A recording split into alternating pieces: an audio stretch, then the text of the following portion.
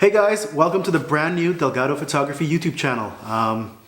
Got a lot of things planned for this. We've got challenges with my friends, we've got photography tutorials, behind the scenes shoots, as well as some gear reviews, both photography and computer related. Tonight is Christmas Eve, it's December 24th. I've been holding on to this stuff since Black Friday, or just after Black Friday, and I haven't had time to build it, so I'm making time. I'm doing that today. So yeah, let's get started. Let's look at the parts. First up is the AMD Ryzen 7 1700X. It's an 8-core, 16-thread part. Turbo's up to 3.8 gigahertz. I've seen people getting 3.9 and 4 gigahertz out of this on every core easily, so we might try that. I don't know if I'll need it, but it might be fun to try, so we'll go with that.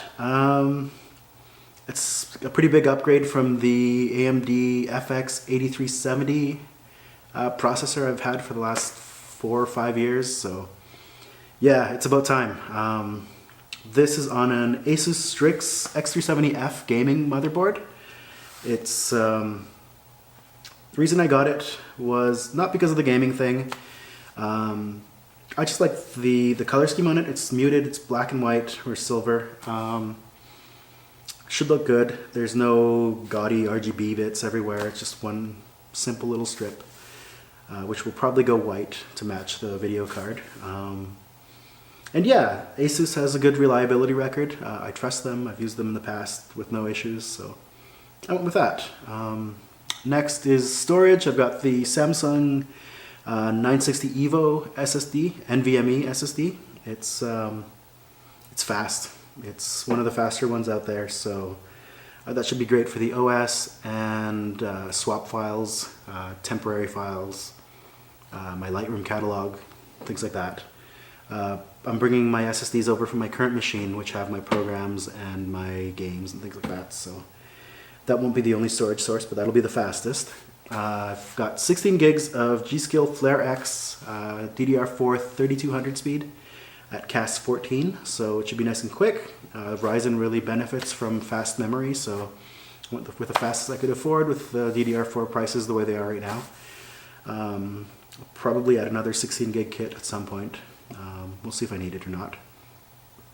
Next up is the EVGA GTX 1080 Ti Black Edition. It's a bit overkill for what I need. I'm not really gaming too much on this, but I will be pushing 1440p on 2 monitors.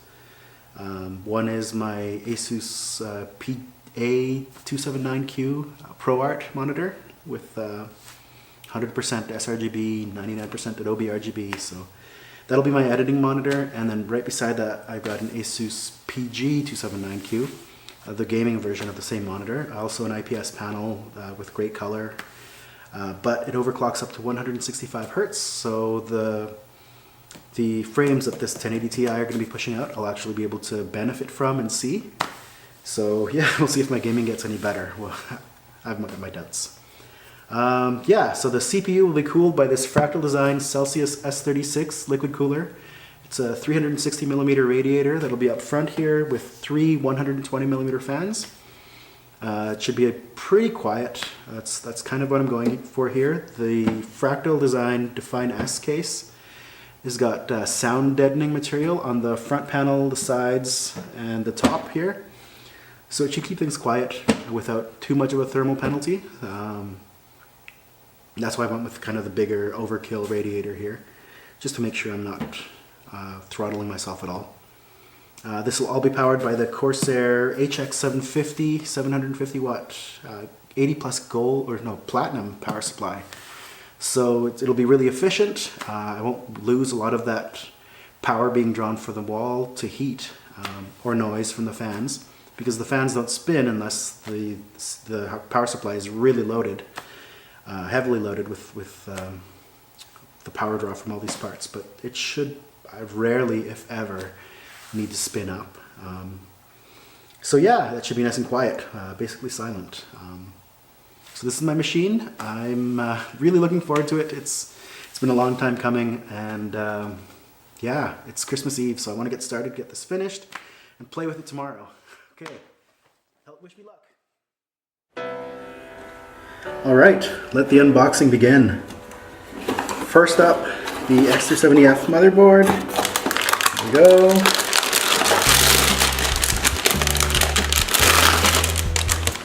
Yeah, that looks pretty cool. So, we'll do the YouTuber thing and build on the box. Cool, okay. Another case badge. Actually, okay, so I haven't actually installed processor since my old FX systems, so hopefully it's still the same. Well, this is smaller than I expected, really. There's the little triangle for keying the corner. So we open up the gate, find the corner of the triangle over here, line those guys up. It should go in. Zero insertion force. Good zip socket. Okay, that's in there. What's next? Another case badge. They're so gaudy. Okay, so we'll go that way. I should probably have read the manual to find out which memory banks to use. Okay, so 1. We'll go 1 and 3 and read the manual later when it doesn't boot. How's that for forethought and planning?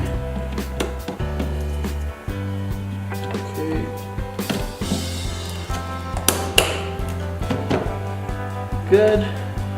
Next up is the Samsung Evo SSD. Ooh. It's tiny. Again, everything is so much smaller than I thought it would be. What's in here?